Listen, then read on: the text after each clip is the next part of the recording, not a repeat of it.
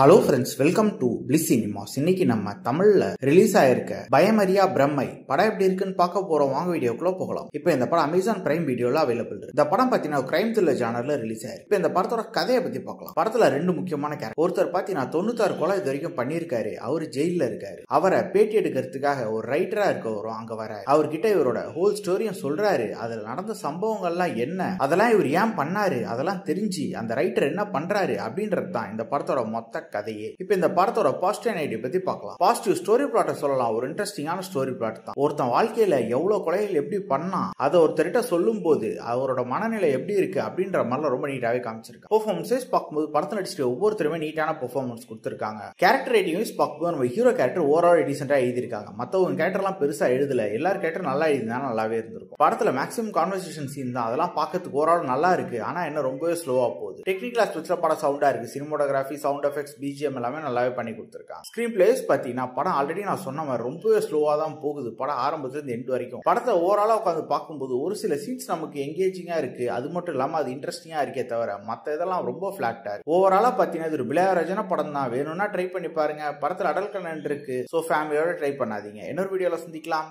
Thank you.